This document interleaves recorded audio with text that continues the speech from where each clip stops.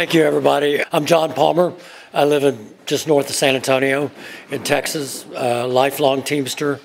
When I brought this up at our executive board, I was told that I could come here as an individual, but I can't represent the Teamsters Union. So that brings me to sort of the theme of what I'd like to say. When I got here, Chris mentioned the roadblocks, speed bumps, and obstacles that he encountered trying to put the meeting together. And we've all done this when we try to do something. You know, there's always something that comes up unexpected. I think the thing that I'm most driven about now is that, and you know, optimistic and also disappointed in, is that I think we've all grown up. I'm 65 years old to believe that institutions were set in place to save us or protect us from the ills that affect us all. I spent most of my life very close to a train track on the east side of San Antonio. So we all, you know, this could be me. This could have been my kids. This could have been anybody. But we have to understand that the corporate dominance in this country now has removed all those protections. And that as a country, as a people, this isn't about union. This isn't. We're all working men and women. We're all middle class. The only way we're going to save our country, frankly, is not by electing somebody, but it's by standing together and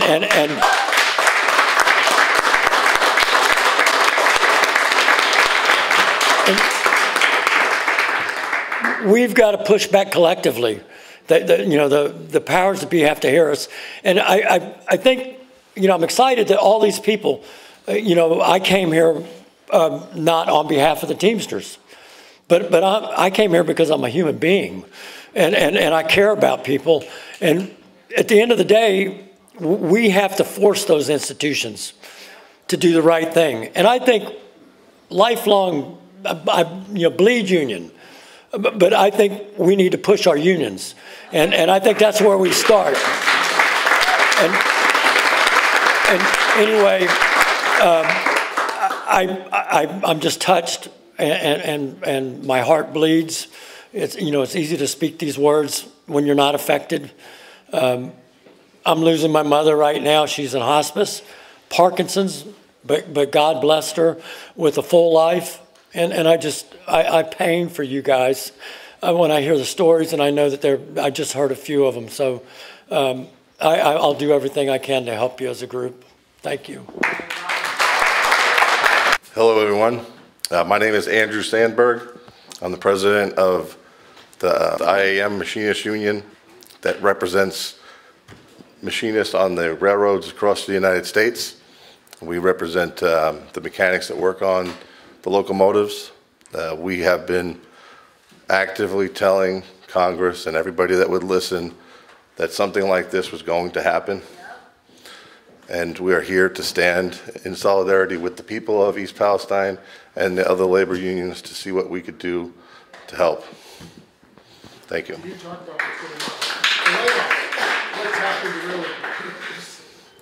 So you would think it has gotten as bad as it could be, but after having derailments similar to this, sometimes twice a week, the railroads still think that they should cut workers away from from the work that they do to prevent things like this from happening. It's not just, well, we work in the shops, we work on the trains and parts of trains, we work on locomotives, but our brothers work on the tracks. You could see there have been track failures that have been causing derailments and deaths, really. This is the worst thing that has happened in the United States in a very long time, what happened here. And again, you know, we've tried and tried and tried to caution over this, but like my brother had said, that the corporate greed is really what has taken over here.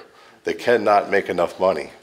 So they're starting to In the last 5 years, they've probably furloughed about 2,000 to 3,000 of just machinists that work on the railroads across the Class 1 railroads, Norfolk Southern, CSX, BNSF, and the UP. And it never seems to be enough. They just keep cutting and cutting away from their maintenance that they used to do.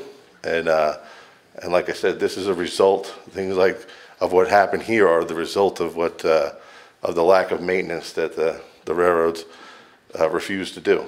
They refuse to do the required maintenance, and therefore, you know, this is what we end up with. And not only that, but they would rather assign workers that aren't trained to do the work of inspecting locomotives, and they would rather have them look at locomotives so that they can miss what we call FRA defects. And we've made a mountain of information to give to the FRA and explain to the FRA. FRA is the Federal Railroad Administration. They're a part of the Department of Transportation, and nothing has really changed. So you can see we put together some signs. The Rail Safety Act is something that we believe can help, help with this situation of putting trains that are going to explode eventually on the tracks and prevent them from being used, and make sure that they are being repaired beforehand. Thank you. Good afternoon. Let me first say I'm honored to be here and humbled to be here. It's devastating and heartbreaking to listen to the stories of the local community members. My name is George Waksmunski. I'm the president of the United Electrical Radio Machine Workers of America, the Eastern Region, I should say. National president ain't gonna like that. I cover 14 states from North Carolina, West Virginia, and pretty much everything up through New England. My hometown is Pittsburgh, Pennsylvania, born and raised there. A little bit about my union, the UE. It's a member-run union. We were formed in 1936. Our Constitution says that nobody on staff can make any more money than the highest paid worker we represent. We're pretty proud of that.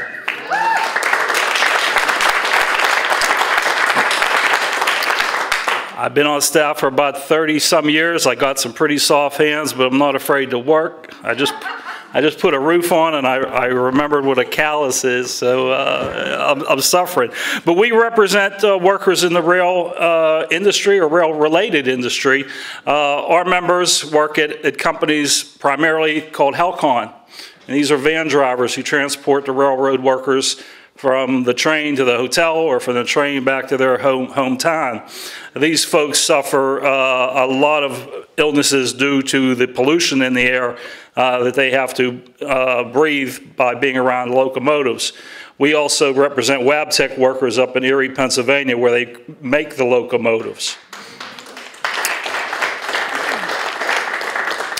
On behalf of tens of thousands of UE members across this country, we oppose our tax dollars going for war, greed, profit.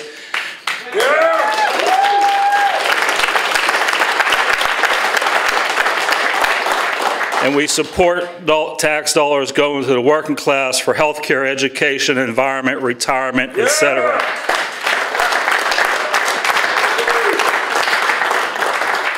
We believe in rank and file militant aggressive struggle.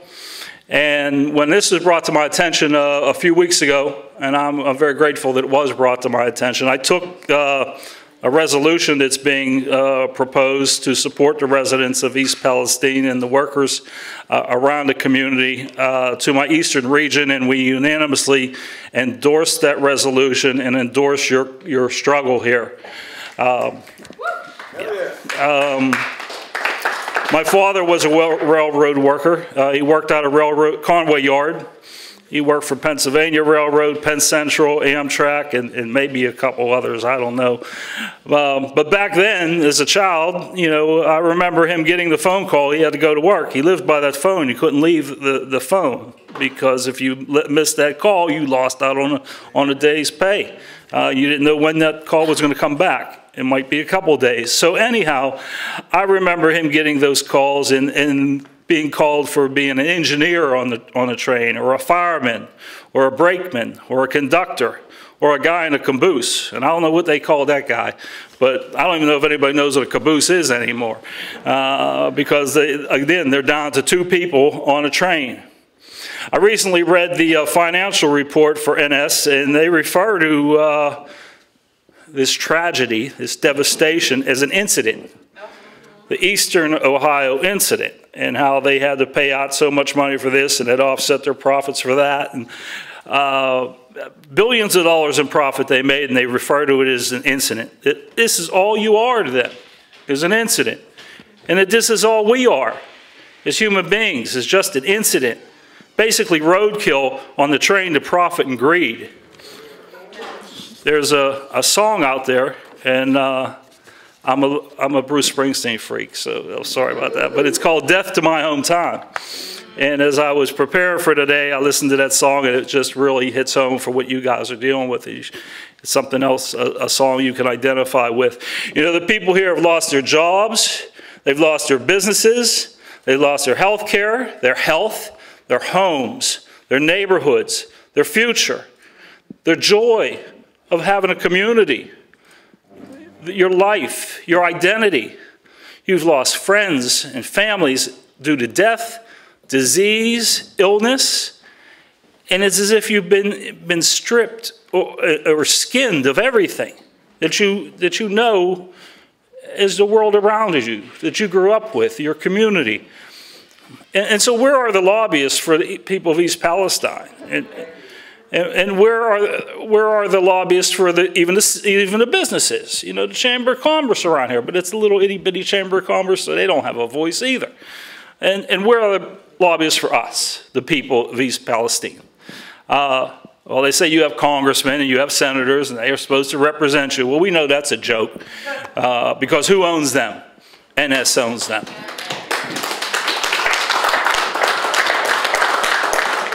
The capitalists in Wall Street owns them. We have 1,500 derailments a year, 1,500 potential disasters a year. In Pittsburgh, I can tell you about around 1994, there was a derailment just about a half mile from my house. Fortunately, it did not suffer the disaster. But had it been similar to what you folks have gone through, you know, there would have been thousands of people killed probably. And, you know, tens of thousands suffering what you're suffering. God forbid it didn't happen then. But I was there. I remember something talking about us evacuating, but we didn't have to. Our railroads need to be nationalized.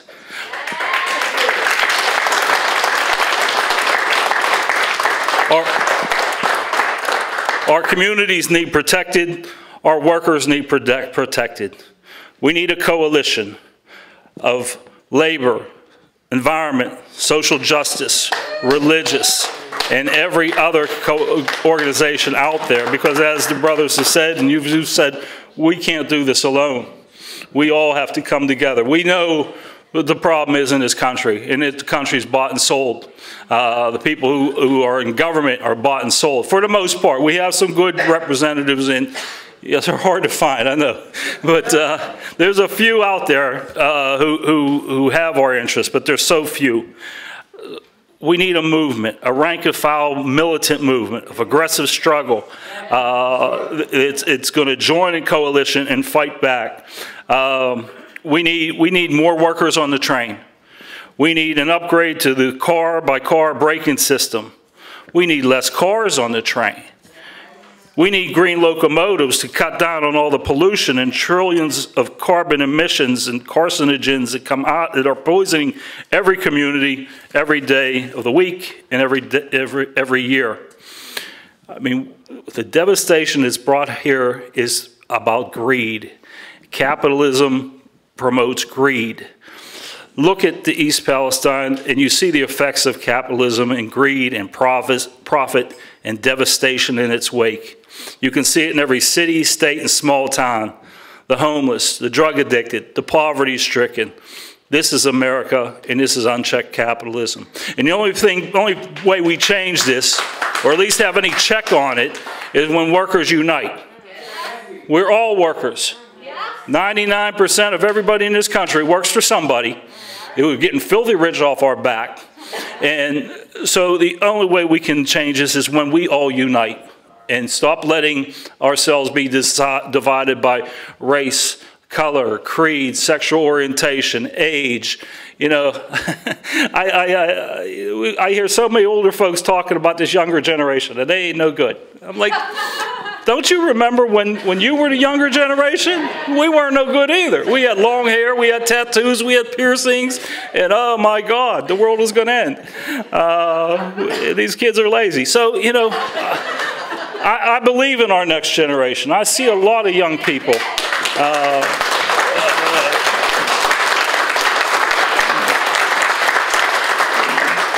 They're there. All you got to do is look. You know, you don't have to. You quit listening to the radio and the TV telling you everything's bad in the world. We got a lot of good things going on if we come together.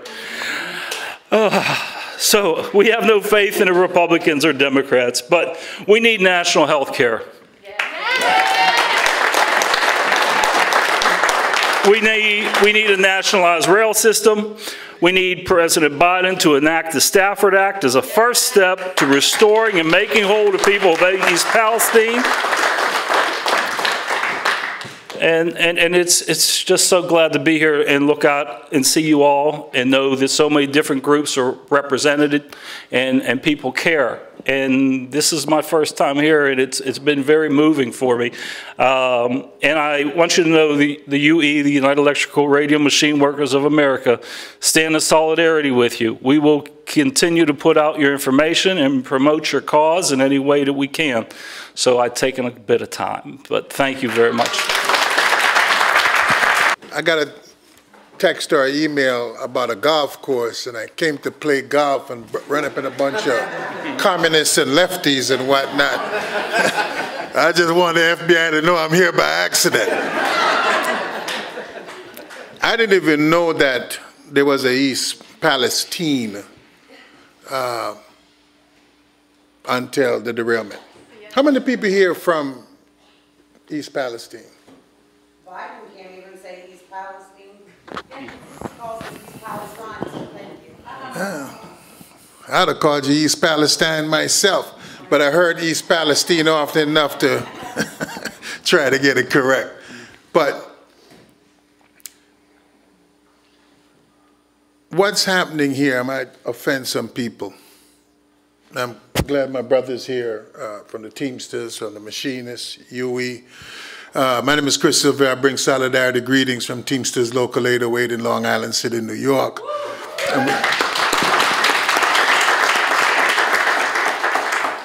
And we stand in solidarity with the struggles of all working people. But I'll tell you that if I gave you somebody that was running for Congress who stood for all the issues that you want, Medicaid, Medicare, socialized medicine, nationalize the railroads and what have you, you wouldn't vote for them. Right, amen. You vote against your own interest. Yes. Time and time and time again. You vote for lawyers instead of truck drivers. You vote for lawyers instead of plumbers. You vote for lawyers instead of nurses. So what you want in your head, you don't want in reality, because you want to actually join the ruling class. I just played my lottery so you know where I went. But if we want to change things, then we have to create that change. It ain't going to be the Democrats and it ain't going to be the Republicans. You're going to have to build a party for working people, funded by you. Your $5, your $10, because if you think, you know, I was just looking at something as I was coming here this weekend, totally unrelated, but all these organic things you buy in the supermarket, they all been bought up by the massive corporations. If you want to make money, buy stock in a railroad. It is the single most profitable business in America, not oil, not automobile, nothing else, railroads. You change it when you decide to vote for something else. And don't worry about some third guy running for president. You have to start at the town council, at the city council, at the school board. When they see that change coming up the hill, then they will understand that you have changed. And that's going to make the society change. It ain't some kind of magical thing we're going to run. Because if I became the president tomorrow, and the Congress was all Democrats and Republicans, I couldn't get anything done. And we can witness that right now. Right? So we have to build from the bottom to the top. But we can make it change, but we have to invest in it. So we have to stop listening to MSNBC and Fox and Friends and CNN. Pick up a book. Kindle. Some printed product. But don't just read one kind, read many kinds. And don't just read it and absorb it. After you finish reading it, look out the window and if what they describe look like what you're seeing. Because none of this changes overnight, but it's doable. And our unions fail because we have the resources to be an accelerant.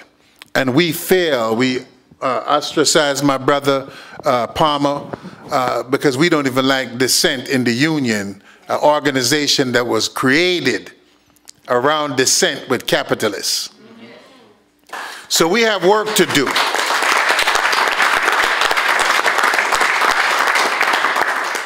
And when I get another text about coming to the golf course, I'll be here. I'll leave my clubs home the next time, but I'll be here. But we have work to do. We can do it. I felt your pain today. I didn't know any of the people here, but I felt that pain. And I knew it had happened. And it's one thing to kind of read in the newspaper. It's another thing to see and meet the people who it happened to and hear their stories. And I appreciate your stories. And those stories need to be on TV. They don't need to be on YouTube. They need to be on CNN and Fox and MSNBC so the world can hear your stories and understand what happened here. But hey, well, I tell you, tell me what you need, and if I can help, I'm there with you. But we need to understand this because this should not happen anywhere. And listen, accidents are going to happen. But at least when they happen, our government and these corporations should be on the hook instantly, instantaneously. It shouldn't be a debate. It shouldn't be a question.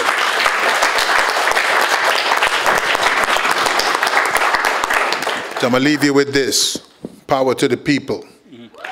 And to the people belong the power. I'd like to start off thanking the hosts of this event, the residents of East Palestine. I love doing this kind of stuff because of the fact that you meet such nice people. I mean, you meet people that are different than you, but are a different nice than you. And it's just really a lot of fun for me. And thank you for letting us come into your community and help you right some of the wrongs that have been done to you. There's not that much of a difference between East Palestine and the small town in Iowa that we come from. I've lived most of my life back in Fort Madison, Iowa. In fact, back in November of 2021, we had a derailment on the Mississippi River about 10 miles south of us in an even smaller town called Montrose, Iowa. I think it's got 1,000, 1,500 residents, something like that. And it was caused, if you can believe it, by a train-barge collision. Anybody that has any questions about that, I'll explain that later. But we were very lucky because that train was a coal train and didn't have hazardous materials. So the contents that went into the river were relatively easy to clean up. But that derailment could have been much worse because hazardous materials do run on that line. As with the derailment here, the whole problem was pretty complex, but the major parts of that problem are pretty easy to take care of quickly. So with the help of our sheriff back home and a couple of union brothers, we got the information on the derailment, and we took our case to the Capitol in Des Moines, where we met with the transportation committees, representatives from the House and Senate side. So working together, we composed a letter, and I've got that here if anybody wants to see it. And we use that as a basis for a solution to a problem. And believe it or not, this train barge stuff had been plaguing us for 14 years. So we made everything work because of cooperation from everybody involved. And the desire to protect people living along the right-of-way, and the desire to ensure that something like that would never happen again. So I thought about this when we did look back in relation to the problems that we're facing now. The issues with the situation are more numerous here because of the severity of the derailment and the nature of the spill. But the methods needed to come to a solution is pretty much essentially the same. The problem as a whole is pretty complex, but the major parts of it are pretty simple to handle. I mean, we handle those, and then we can take our time with the other parts of that problem. Right now, for the safety and well-being of the community, because of what you've been exposed to, healthcare should be the #1 priority so that any ill effects to your health from what you've been exposed to can be headed off before they become too serious. There are several different mechanisms to do that. On the federal level, you know, we've got legislation that can be utilized to get you health care that nobody's doing anything about. On the state level, there are 2 states right now, Connecticut and Arizona, that are trying to wipe out medical debt for their constituents. Now, if those states can afford to do something that is as expensive as wiping out medical debt for the whole state, then the state of Ohio can provide health care for the citizens of East Palestine. Especially after this catastrophe, when they can eventually recover the costs from the Norfolk Southern. In the rail industry, we refer to the NS as Nazi Southern, so that gives you a clue to what people think of them. Okay, now there are those with a different agenda than ours that are going to try to make everything complicated and throw in all kinds of other issues so it looks like things are much more difficult to do than they really are. And by God, they're fighting hard for you against the other side. And the other side's fighting hard for you against that side. And it just goes back and forth. But if you listen to these people, they're saying the same thing. They're just saying it in a different tone. You've got to listen to what they say and not how they say it. So that's where the people of this conference comes in. There are enough of us on all sides of the political spectrum to hold everyone accountable. We can hold the state and we can hold the federal people accountable and get some things done like health care for you guys. If the people that would normally be aligned with us try to blame the other side, then we need to let them know that there are things that they could do if they were sufficiently motivated to do so that the pain and suffering people are going through right now wouldn't be nearly as bad as it is. I recently contacted my friend, Nikki, because one thing I've learned throughout my life is I don't have to be the smartest person in the room, but I better know where and who the smartest people are. And Nikki's always going to be one of the smartest people.